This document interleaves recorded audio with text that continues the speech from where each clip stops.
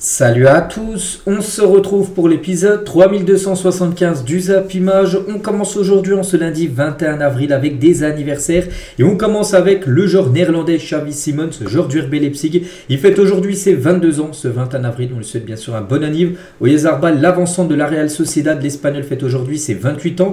Et également tiens un autre Espagnol, c'est Isco, milieu offensif du Betis Séville, ancien joueur du Real Madrid. Il fête aujourd'hui ses 33 ans. On continue, donc on va parler maintenant de tout ce qui s'est passé sur le week-end dernier dans les gros championnats en Europe. C'est parti, on commence tout d'abord en France en Ligue 1 avec le dernier match hier soir. C'était le derby entre l'AS Saint-Etienne et l'équipe de Lyon. Donc dans un derby complètement fou parce qu'il s'est passé pas mal de choses. Et ben c'est l'AS Saint-Etienne qui réalise une très bonne option dans l'optique du maintien. Victoire 2-1 grâce au Belge Lucas Tassin qui a marqué les deux buts. Et Tesman, je ne sais pas trop comment ça se dit, bref, a été buteur côté Olympique Lyonnais. Donc nous ce qu'on retient c'est la victoire bien sûr des Verts. Donc 18 tirs, 6 tirs cadrés. Et 2 buts marqués, donc l'équipe de Lyon, il y a eu aussi pas mal de tirs, 14 tirs mais seulement 2 tirs cadrés, c'est quand même très peu, 12 frappes hors cadre et un but marqué. Donc un derby de toutes les couleurs et ce derby fait la une aujourd'hui du journal L'équipe, donc complètement derby, voilà, complètement fou ce match. Donc le 126e derby de l'histoire a été assombri par une interruption de 45 minutes de jeu, c'est que le match est arrêté pendant 45 minutes. Qu'est-ce qui s'est passé? Parce qu'un supporter a jeté un jet de projectile, en gros c'est une pièce, il a jeté une pièce sur un arbitre et du coup le match est arrêté, on ne savait pas si le match allait être arrêté, suspendu ou il allait reprendre. Du coup il a repris mais 45 minutes après. Là, déjà ça c'est un fait de jeu. Et sur le plan sportif, donc pour la première fois depuis 5 ans les Verts ont dominé leur rival préféré au terme d'un match complètement électrique, parce que l'AS Saint-Etienne n'avait plus gagné le derby depuis presque 6 ans.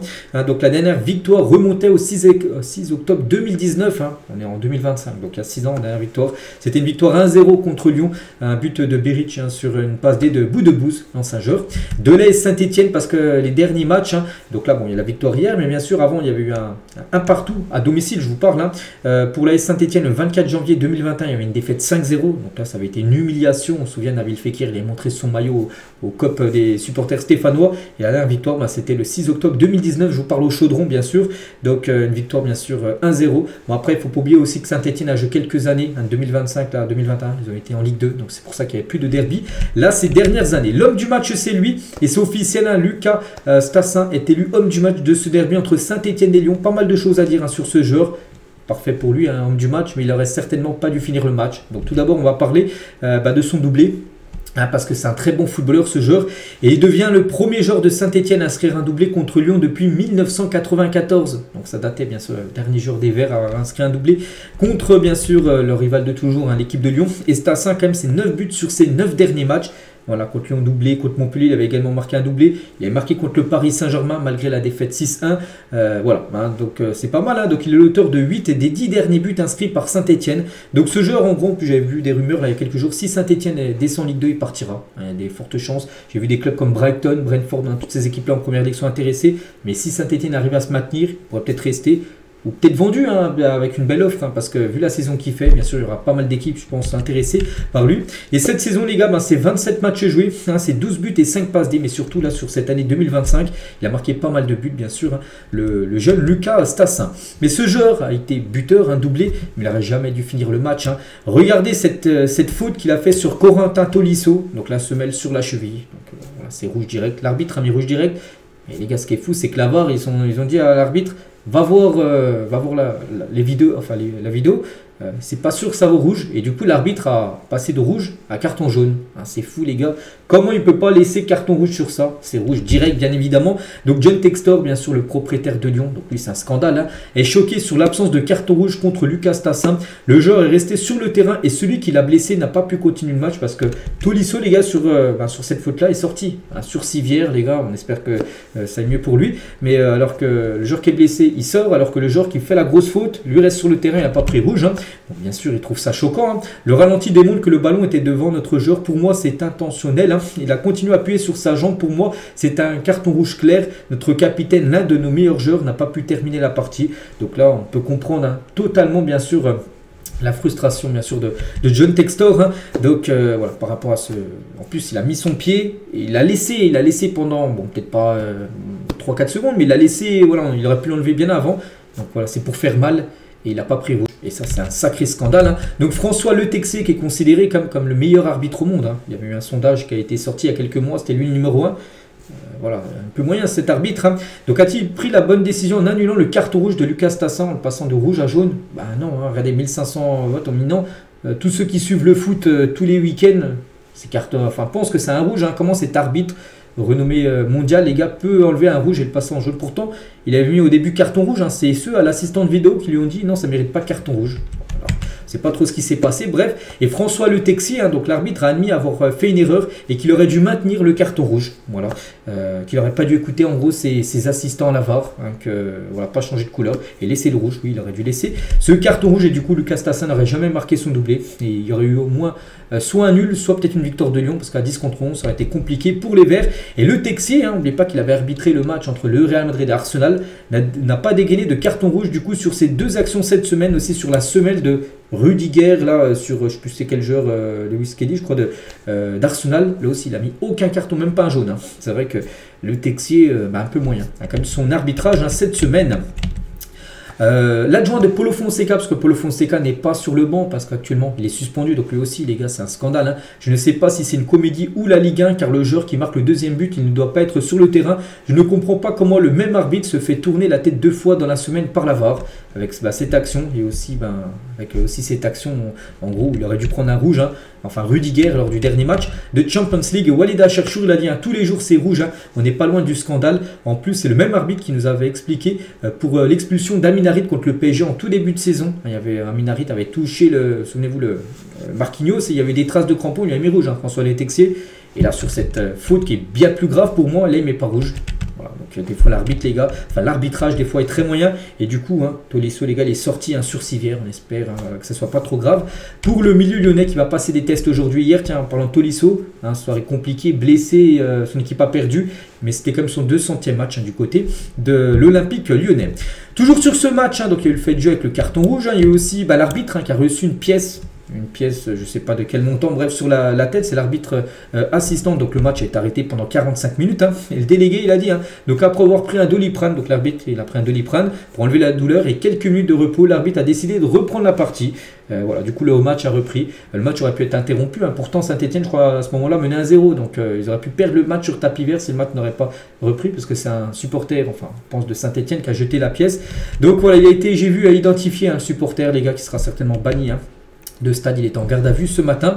Et John Textor, tiens, après le derby, hein, sur la reprise du match, l'avis des joueurs a dû être consulté. Déjà, l'échauffement, nos joueurs recevaient des pièces de monnaie comme celle qui a heurté la tête de l'arbitre. Voilà, donc il y a des supporters de Saint-Etienne qui balançaient de l'argent, hein, pas pour donner de l'argent, mais voilà, pour toucher les joueurs hein, de Saint-Etienne. Et côté Lyon, les gars, c'est que la semaine n'a pas du tout été bonne. Hein. L'une des pires semaines, j'ai même vu des commentaires de Lyon, des supporters, ils disaient que c'est la pire semaine de l'histoire de Lyon, avec bien sûr jeudi l'élimination face à Manchester, hein, ce scénario complètement fou, avec une remontada prise en 7 minutes et dimanche perdre contre Saint-Etienne lors du derby hein.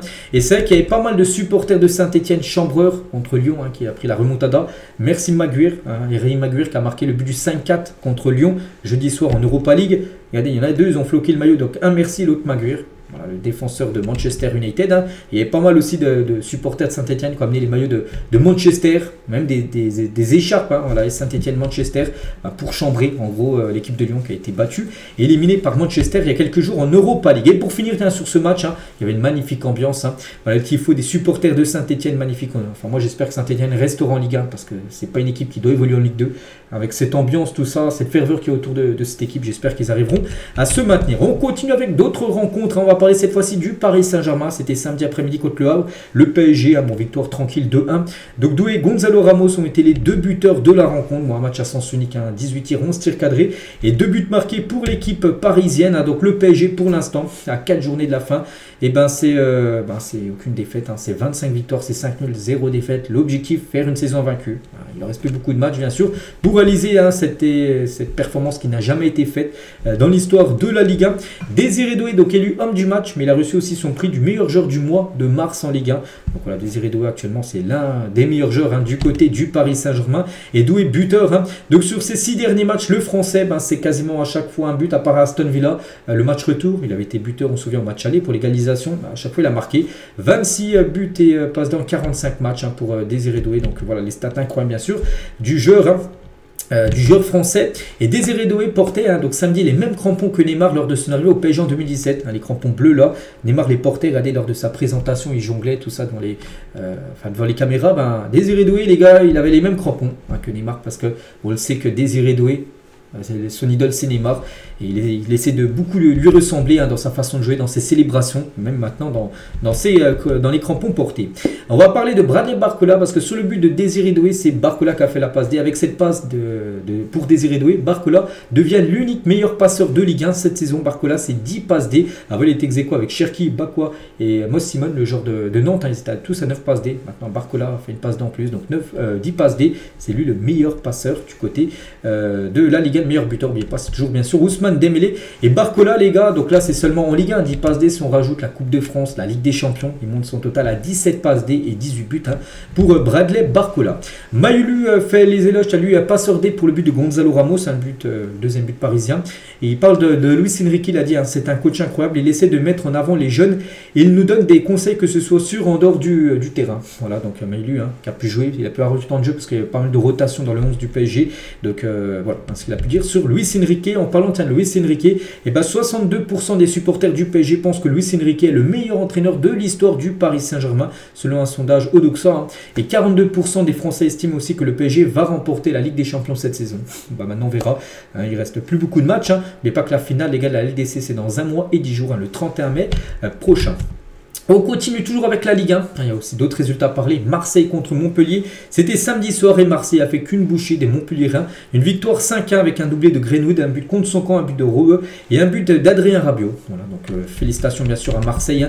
18 tirs, 8 tirs cadrés, 5 buts marqués pour Montpellier qu'on parlera après. La situation est très très critique. Et l'OM se remet dans le vert parce que Marseille, les derniers matchs, c'était pas super bon. Il y a eu quelques défaites, je crois les 5 derniers matchs avant le match contre Montpellier, il y a 4 défaites. Donc c'était une série très compliquée. Donc voilà, Marseille a regagné, on n'est pas le dernier match, j'ai pris 3-0 à Monaco. Donc redécollage réussi en une du journal d'équipe version OM.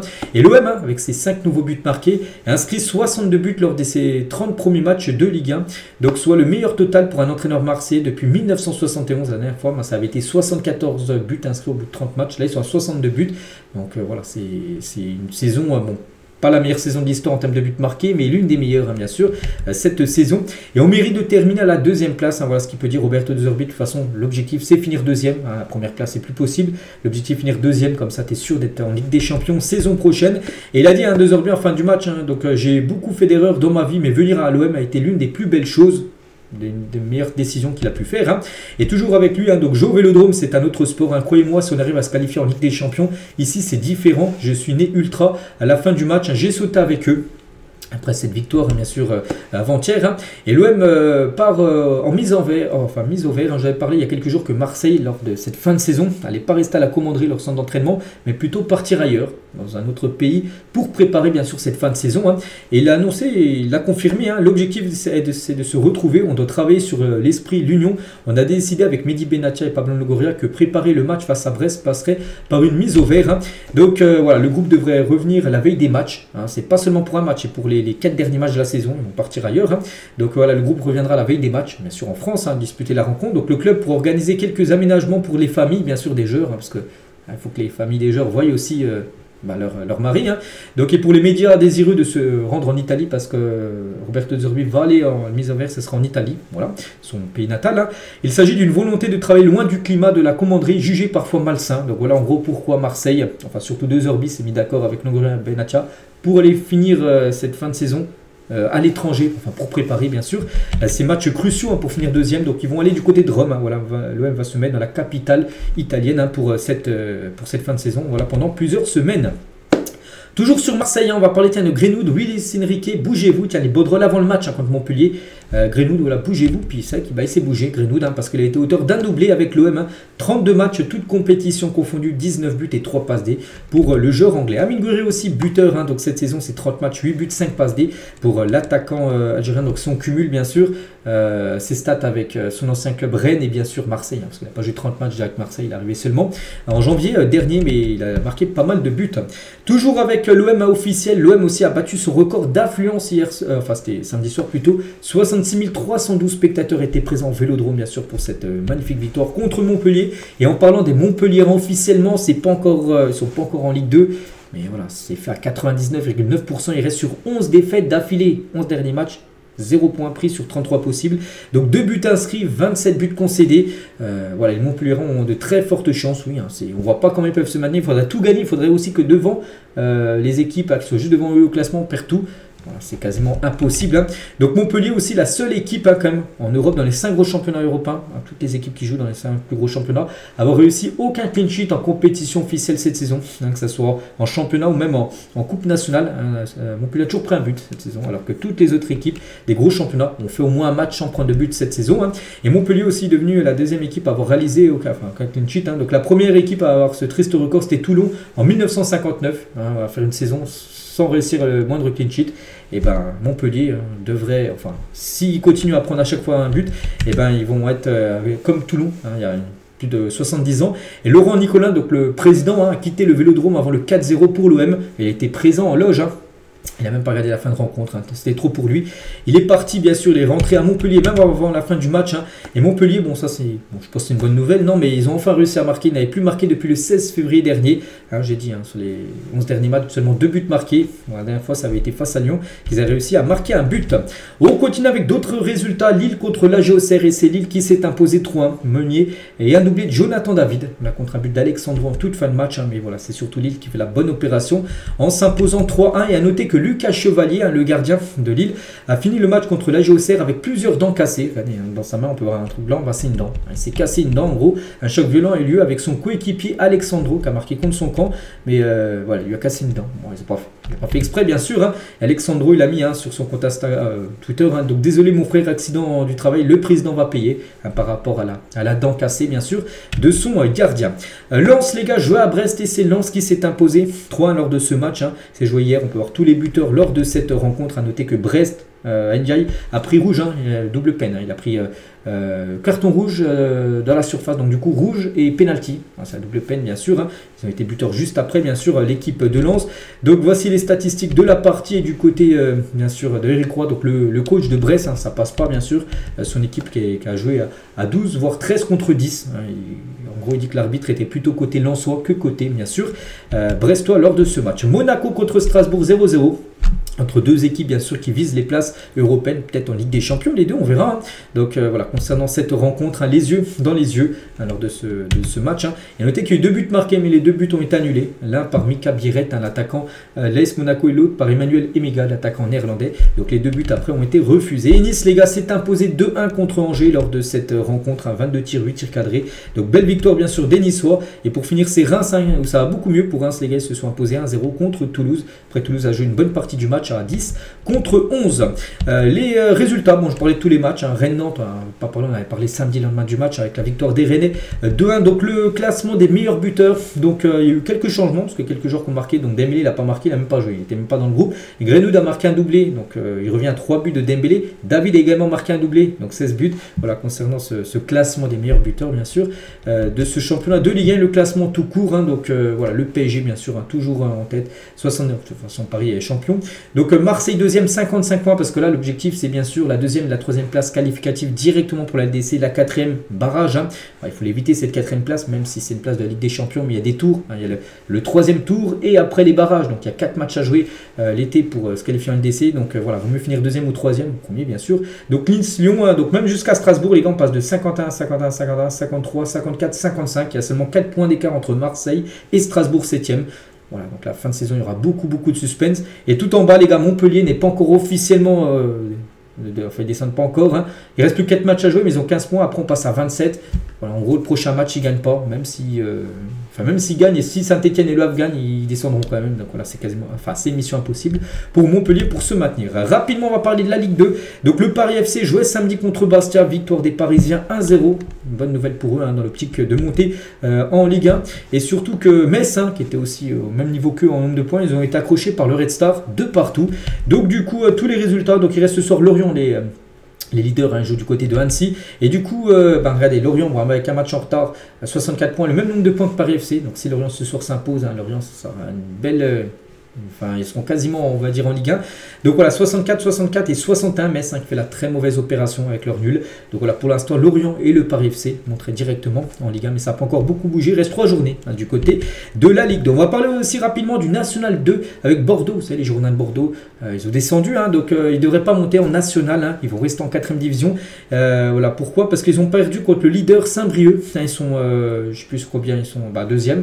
Ils ont perdu contre le premier, le leader. Il fallait gagner absolument. Ils ont perdu 1-0. Donc à 4 journées de la fin, ils accusent 8 points de retard sur leur adversaire du soir. Voilà, donc il y a de fortes chances qu'ils restent parce qu'en National 2, pour monter en National 1, c'est le premier seulement qui monte.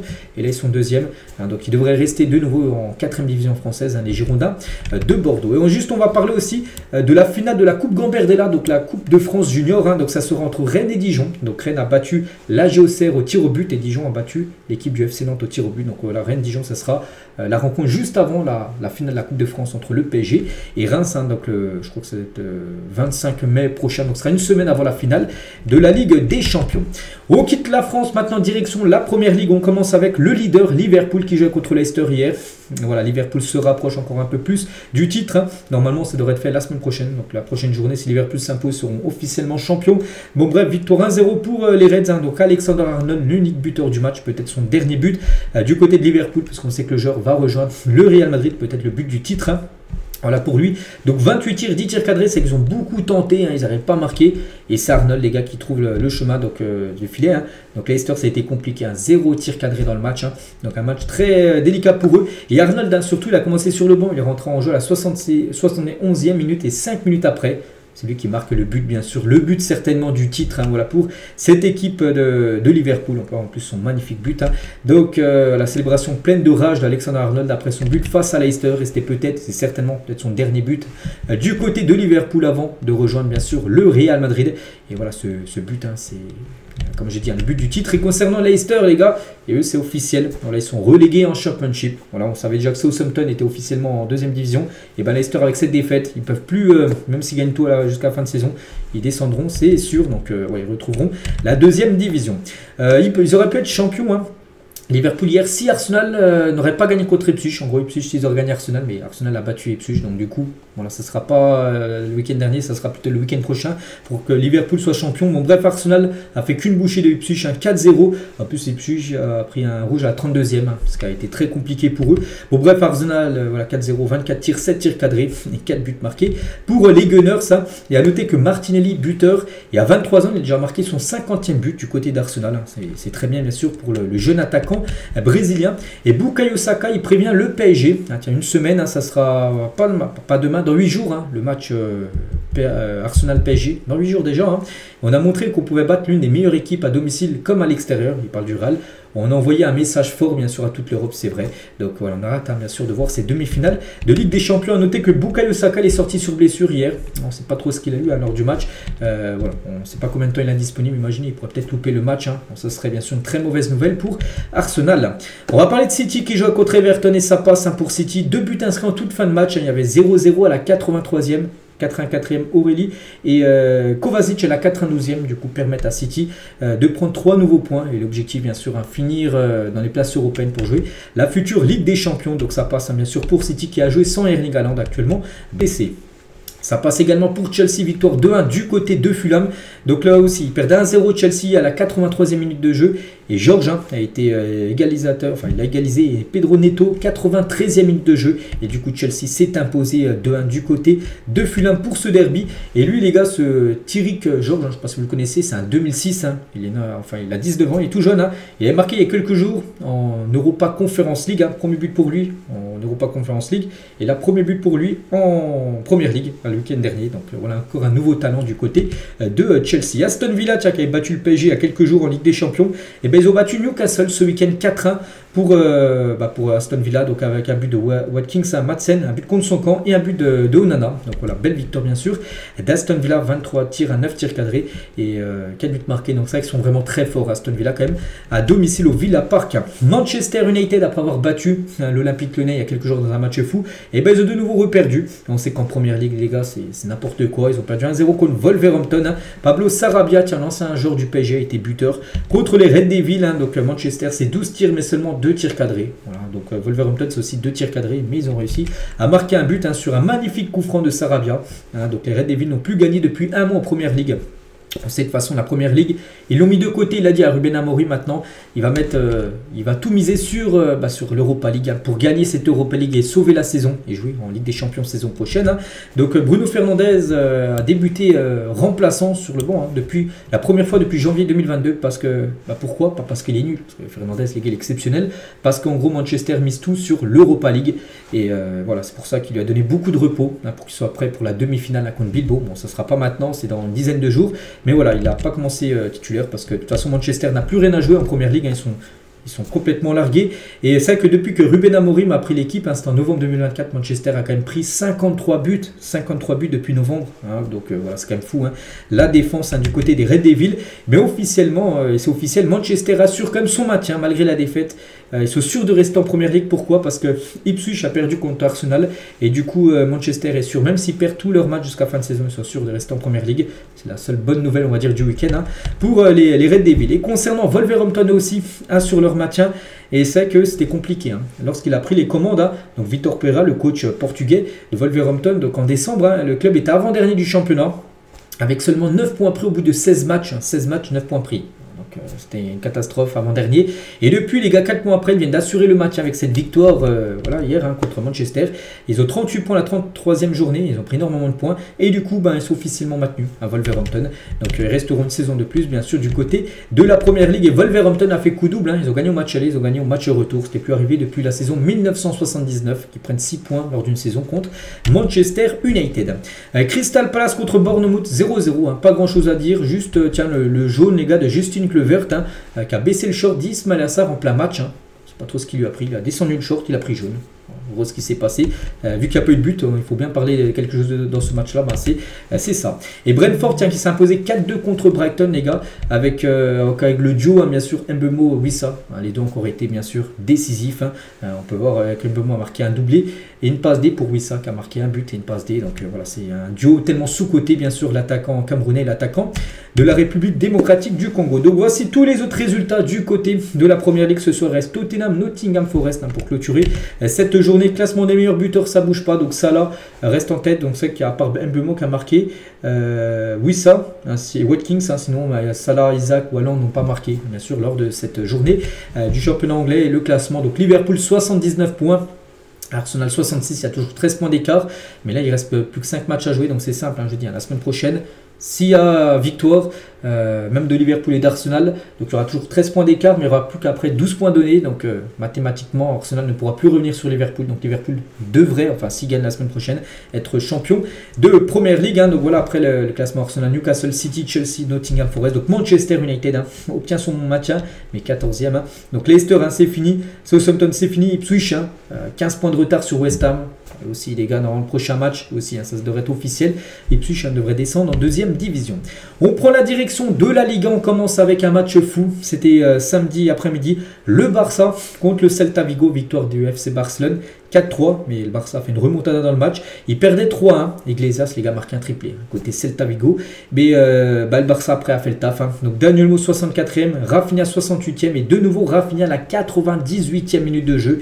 Et du coup, victoire du FC Barcelone. Victoire là. Peut-être quasiment la victoire du titre, on ne sait pas. Mais c'est un match, les gars, qui bascule le Barça dans la bonne partie, on va dire, pour finir cette saison. Donc 18 tirs, 6 tirs cadrés, 4 buts marqués pour le FC Barcelone. Donc un Barça renversant. Regardez ce match, les gars.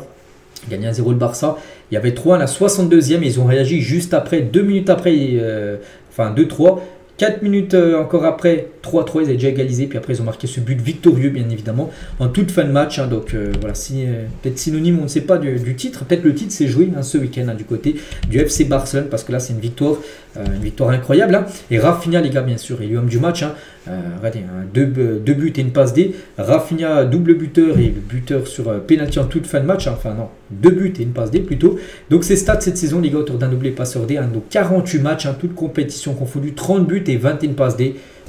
voilà, les gars, ils se dirigent tout droit vers le Ballon d'Or. On sait que pour Salah, les gars, qui était aussi un prétendant Ballon d'Or, vu que la Ligue des Champions a été éliminée en 8e, ils sont très compliqués. Mais pour Rafinha, les gars, qui pourrait le gêner? Peut-être, je sais pas, peut-être Ousmane Dembélé. Si le PSG gagne la Ligue des Champions, on ne sait pas.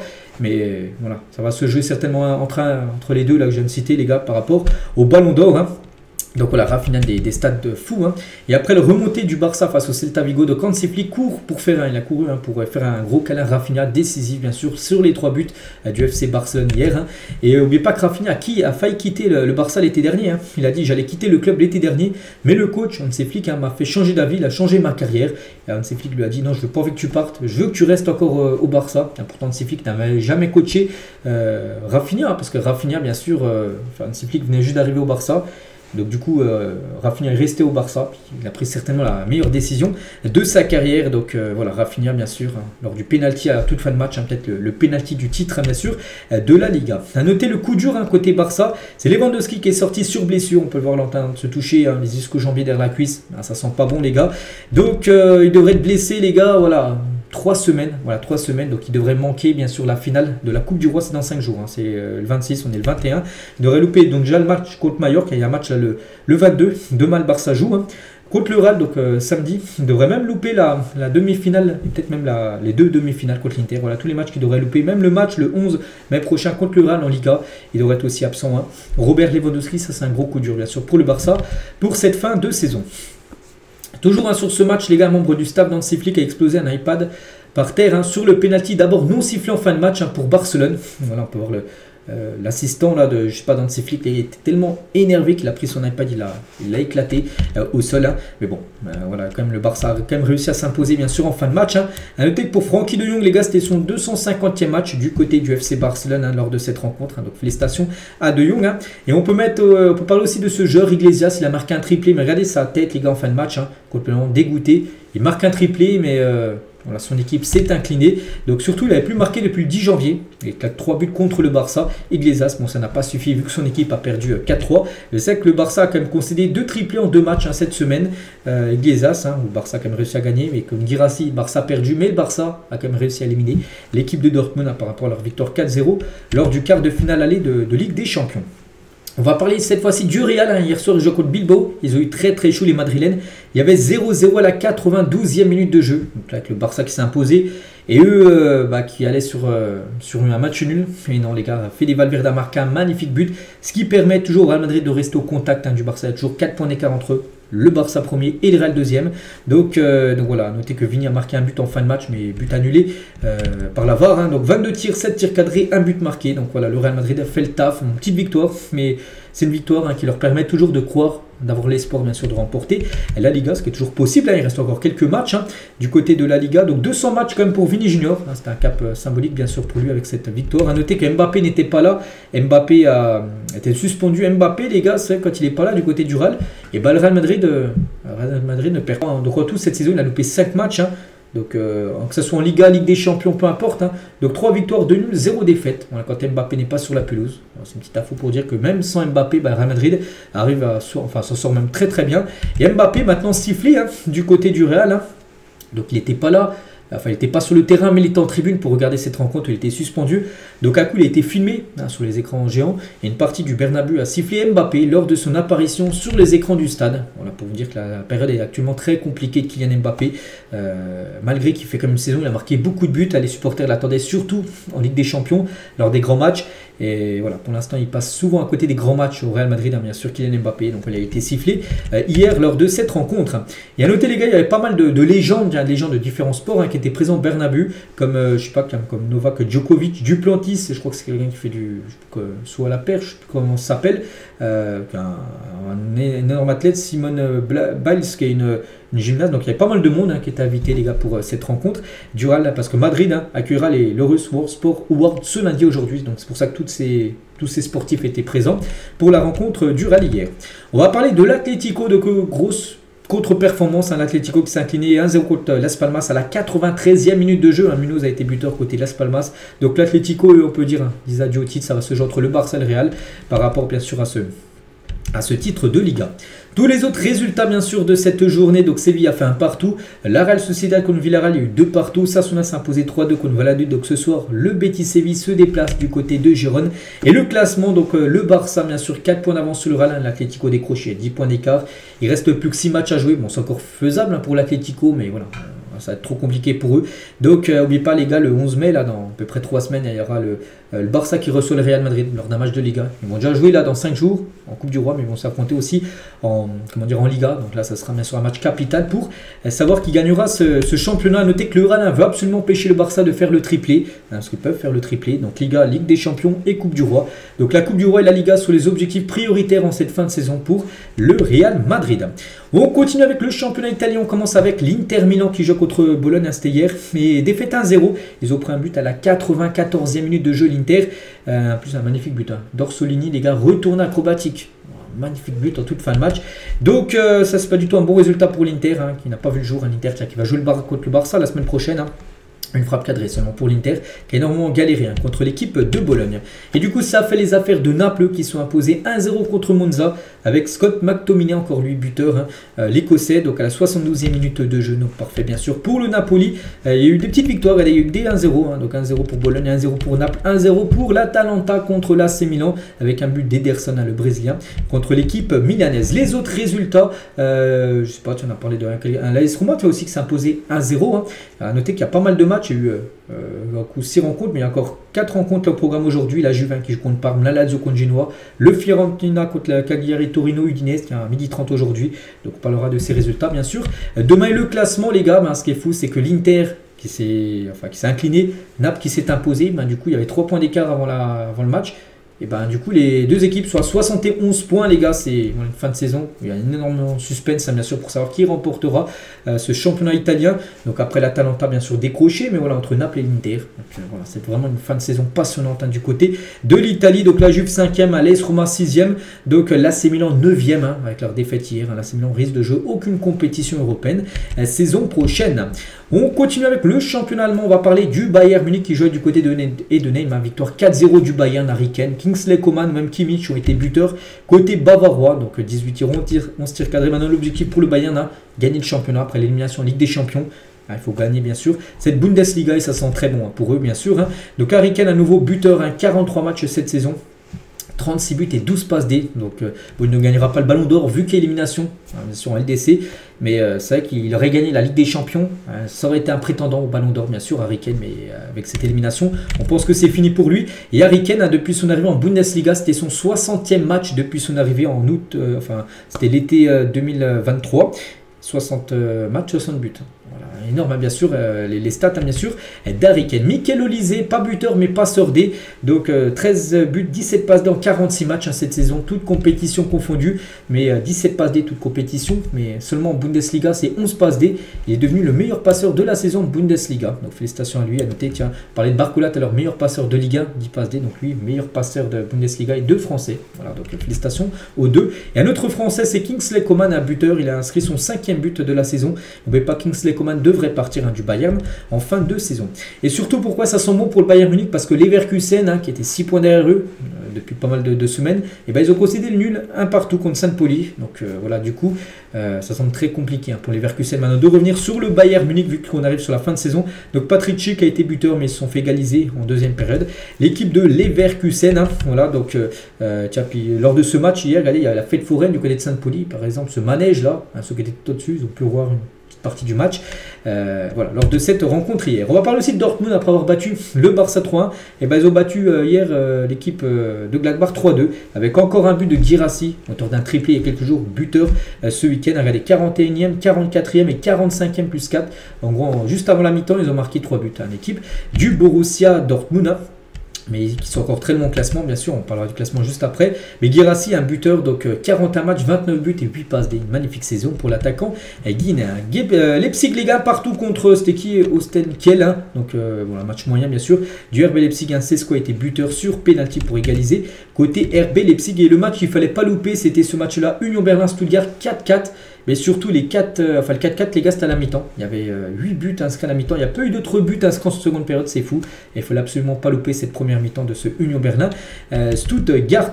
Les autres résultats du côté de l'Allemagne, à Fribourg s'imposait 3-2, Mayence 2 partout contre Wolfsburg. Et le classement, donc le Bayern Munich maintenant 8 points d'avance sur le Bayer Leverkusen à 4 journées de la fin. Donc pour Harry Kane qui n'a jamais remporté de trophée dans sa carrière, ça sent très bon bien sûr, son premier trophée doit être la Bundesliga avec 8 points d'avance les gars, alors qu'il ne reste plus que 12 points donnés, plus de 4 points à prendre on va dire, puis le Bayern sera officiellement champion bien sûr d'Allemagne. Donc Francfort un 3e, donc Dortmund il y a 7e, ils sont loin bien sûr encore au classement, le BVB. On continue juste avec d'autres championnats, on va parler de l'Ajax qui joue contre Utrecht, défaite 4-0 de l'Ajax. En gros ils avaient joué ce match là, regardez tous les autres matchs se jouent le samedi 3 mai, c'est une journée décalée, et le dimanche 4 mai, donc ils ont joué ce match là, et s'ils gagnaient là ils étaient champions, et du coup ils ont pris une sacrée raclée on va dire, 4-0 contre Utrecht. L'Ajax du coup, bon, ils vont quand même remporter le championnat, mais ça sera décalé peut-être la semaine prochaine. Bon, ils ont toujours combien de 9 points d'avance sur le PSV, mais voilà, ils ont pris une sacrée correction lors de cette rencontre, l'Ajax, mais ils seront quand même champions, c'est quasiment sûr. Du côté du Portugal, tous les résultats du week-end, on va parler du Benfica, ils sont imposés 3-0 hier contre Vitória Guimarães. Notez que Di Maria a joué, mais Di Maria blessé, c'est sorti en raison d'une gêne musculaire contre le Vitória, et ça sent mauvais à la fin de saison, bien sûr, pour Di Maria, musculaire, les gars, ça peut prendre quelques semaines. À noter que Braga, là, s'est imposé 2-0 contre Estoril avec un doublé de Ismaël Garbi, l'ancien talent du PSG. Souvenez-vous, il joue au Paris Saint-Germain, c'est lui qui a marqué le doublé concernant, avec son équipe de Braga. Et Victor Gyökeres, triplé contre Moreirense vendredi soir. À la fin du match, un journaliste lui a dit: est-ce que tu aimes Londres, parce qu'il y a des rumeurs, les gars, des clubs de première ligue, peut-être Arsenal, les gars, qui aimeraient le recruter. Il a dit: j'aime Lisbonne. Voilà, en gros. Belle réponse de l'attaquant du Sporting à une question très fourbe par rapport à son futur, mais voilà, il devrait bien partir, bien sûr, du Sporting en fin de saison. Et le Sporting a toujours en tête avec la victoire du Benfica. Là aussi, du suspense au max. Du côté du championnat portugais, il ne reste plus que 4 journées, donc 12 points à prendre, et les deux équipes Sporting et le Benfica sont actuellement au même nombre de points. On continue avec le championnat turc, tous les résultats avec par exemple cherche le Fener, donc ils ont fait 3 partout, le Galatasaray ils ont gagné 2-0, notez que le Fener a fait 3 partout, et ce joueur les gars, Nazon, donc il joue à une côté de Kayserispor, il a été buteur contre le Fenerbahçe de José Mourinho, et après son match 3 partout, il a été buteur, il a dit: j'ai serré la main à Mourinho. Il est vénère, donc il voulait me... Bon, je vais pas dire le mot. J'ai dit: désolé boss, voilà, parce qu'il était buteur contre le Fenerbahçe ce jour-là. Puis il a serré la main à Mourinho. Puis Mourinho, les gars, il voulait le défoncer, parce qu'en gros, il a été buteur contre son équipe. Parce qu'actuellement, ça sent très mauvais pour le Fener. 72 points, donc 2 points de retard sur le Galatasaray. Mais le Galatasaray a un match en retard. S'ils gagnent leur match en retard, ils prendront 5 points d'avance. Donc pour le Fener, ça semble très compliqué de remporter le championnat de Turquie. Du côté des États-Unis, on va parler de Giroud qui a enfin marqué son premier but en MLS.